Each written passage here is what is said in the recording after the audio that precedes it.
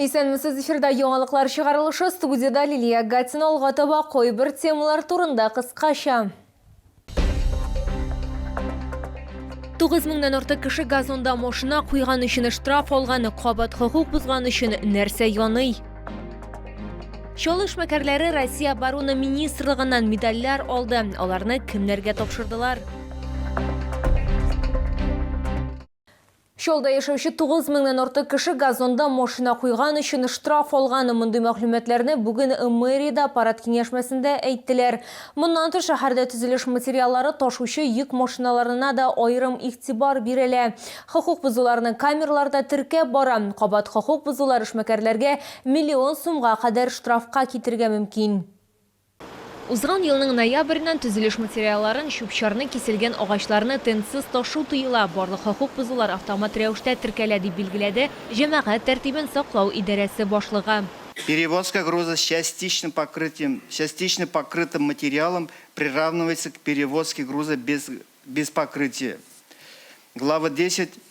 Улицы, в том числе пешеходные и дороги. Правил благоустройства территории муниципального образования город Набережные Челны фиксируются в автоматическом режиме программным комплексом «Страж». Инерт материалларны тынсыз ташыган өчен штраф рәвешендә административ җәза каралган. Физик затларга 3500 сумга кадәр түләргә туры киләчәк. Вазифаи затларга 30 меңгә кадәр, юридик затларга ярты миллион сумга кадәр штраф яный. Таләпләрне кабат бозган очракта ел дәвамында штрафлар Время уговоров прошло. Сегодня в автоматическом режиме работает система фиксации нарушений. И штраф сегодня при повторном до 1 000 000 рублей на хозяйствующий субъект. Ну а в первом случае вы слышали сумму, значит, до 500 000 рублей. Беркемдә беркем артыннан йөрмәячәк, барысы да кисәтелгән дип хәбәр итте мэр Наил Мәгъдиев. Город, понимаем, это большая стройка. И строить будем, и благоустраивать будем, и дороги будем строить и благоустраивать. Но во всех наших производственных делах должен быть порядок. Вывозишь инертный материал, будь добр. Есть полок, укрывай, вывози, разгружай.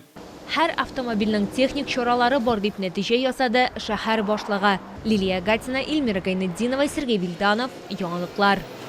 Бер эш эзләүчегә 14 вакансия туры килә. Мондый мәгълүматларны бүген хуҗалык җитәкчеләре белән киңәшмәдә Россия эше кадрлар үзәге директоры хәбәр итте. Татьяна Быданова шулай ук гражданлык тормышына кайткан хәрбиләргә ничек ярдәм итүләре турында да сөйләде. Күпме кеше эшкә урнаштырылган, аларга тагын нинди ярдәм күрсәтеләчәк? Бу сорауларга җавапларны алдагы материалда яңгыратырбыз. Мәшгульлек үзәгенә СВОның 12 катнашучысы мөрәҗәгать иткән. Алар гражданлык тормышына кайтучылар. Аларның 8-е эшкә урнаштырылган, тагын 3 кеше белем алган. Татьяна Быданова билгеләп үткәнчә, алар аерым игътибар үзәгендә. Һәркемгә индивидуаль якын килү гарантияләнә. Сотрудничаем с Фондом защитника Отечества, органами социальной защиты по обмену информацией. Проводим профориентационные мероприятия для участников СВО в местах прохождения реабилитации. Работу с гражданами ведем в проактивном формате. Обзваниваем и предлагаем услуги в сфере занятости, социальной адаптации и психологической поддержки. 2025 елда бу юнәлештә эш дәвам иттереләчәк. Киңәшмә барышында әлеге мәсьәләне Чаллы мэры Наил Мәгъдиев та игътибарсыз калдырмады. Участники СВО должны вернуться в тот трудовой коллектив, откуда они вошли на войну. И коллектив их должен и обязан принять обратно на ту же самую работу, а может быть и с повышением, с другим уровнем заработной платы. Это честно, это по совести, это так должно быть. Наил Мәгъдиев ярдәмчесенә туган шәһәрләренә кайткан 12 хәрби хезмәткәр белән очрашырга, аларны карарга, аралашырга кушты. Илья Зуев СВО мәсьәләләрен җитәкли. По тем, кто уже вернулся с войны и находится здесь в городе, много вопросов это и по поиску работы, в том числе по их переобучению, по обучению новым специальностям. Этими вопросами тоже буду заниматься. Чаллыда хәрбиләрнең гаиләләренә дә шул исәптән балаларга да ярдәм итәләр. 37 бала вакытлыча эшкә урнаштырылган. Лилия Гатина, Эльмира Гайнетдинова, Сергей Вильданов. Яңалыклар. Шол эшмәкәрләре Россия оборона министрлыгынан медальләр алды. Бүген бүләкләү тантанасы хуҗалык җитәкчеләре белән аппарат киңәшмәсе вакытында узды. Андрей Белоусовтан бүләкләрне шәһәр мэры Наил Мәгъдиев тапшырды. Аларны кемнәргә бирделәр? Бу хакта безнең алдагы материалда. Мэрияда хуҗалык җитәкчеләре белән иртәнге киңәшмә күңелле яңалыктан башланды. Бүген шолның 2 эшкуарын бүләкләү тантанасы узды. В укреплении боевого содружества и содействию в решении задач, возложенных на вооруженные силы Российской Федерации, медалью Министерства обороны Российской Федерации за укрепление боевого содружества награждены. Республика Дәүләт Советы депутаты профит предприятиясе генераль директоры Марсель Мингалимов һәм ТЭМ сәүдә йортын гамәлгә куючы Фаил Шәрифуллин оборона министрлыгынан бүләкләрне алар алгы сызыкта булган хәрби хезмәткәрләргә актив ярдәм иткән өчен алдылар. Хәзерге вакытта тыныч халыкны яклыйлар һәм шалының 4000-гә якын кешесе мәнфәгатьләрен яклыйлар. Безусловно, в эти непростые времена нашу страну поддерживают люди. Люди, которые активно занимаются не только производством, бизнесом, работают в социально-культурной сфере, но и люди, которые не на словах, а на деле поддерживают вооруженные силы Российской Федерации, понимая, что в вооруженных силах Российской Федерации несут службу наши парни. СВОның беренче көннәреннән үк шоллы хәрби хезмәткәрләргә ярдәм күрсәтә. Шәһәр мэры Наил Мәгъдиев сүзләренә караганда 1000 тоннадан артык гуманитар һәм шефлык ярдәме җыелган һәм җибәрелгән. Шәһәр башлыгы билгеләп үткәнчә, ул бу ярдәм җиңүгә кадәр дәвам итәр дип өметләнә. Ә җиңүдә беркем дә шикләнми. Лилия Гатина, Эльмира Гайнетдинова, Сергей Вильданов, Яңалыклар. Өй җылысы белән солнышка тернәкләндерү үзәгендә акция дәвам итә. Аның кысаларында хезмәткәрләр, ата-аналар һәм мөмкинлекләре чикләнгән балалар хәрбиләр өчен гуманитар ярдәм җыя. Ул 2023 елда старт алды. Башта волонтерлар сугышчыларга әзер эшләнмәләр җибәргәннәр, 1 елдан соң аларны үз куллары белән ясый башлаганнар. Үләнле чәй әзерләгәннәр, чубурашка теккәннәр. Хәзер гуманитар ярдәм исемлеге киңәйгән. Тулырак халдагы минутларда. С утра мы заготовили вот такие комочки теста.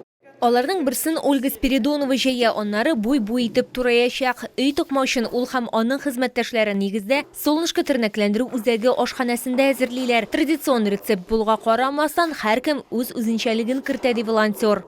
У всех разные способы, каждый по-своему.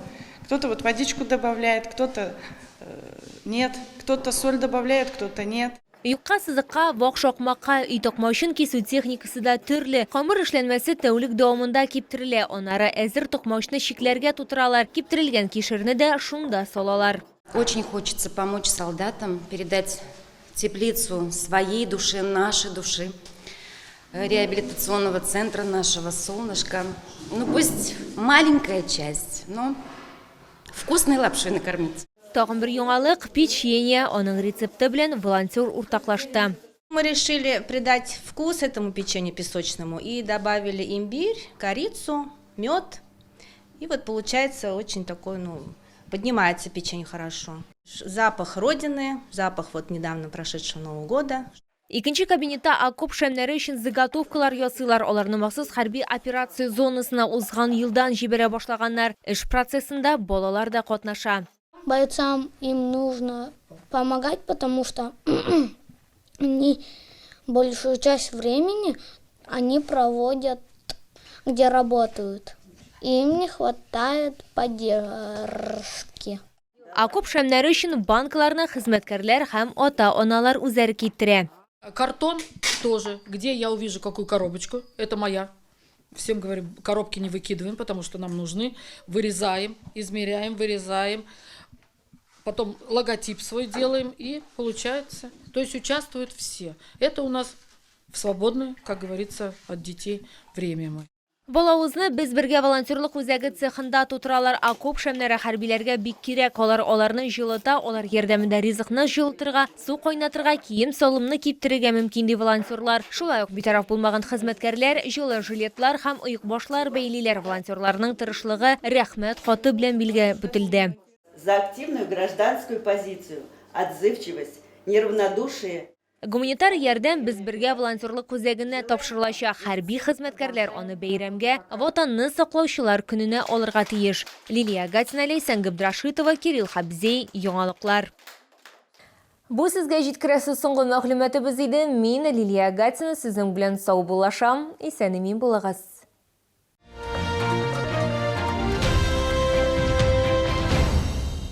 Весенняя распродажа унтов из Якутии для проблемных ног. Унты мужские и женские. Цены от 5000 рублей. С 1 по 10 февраля в ТЦ Дубрава.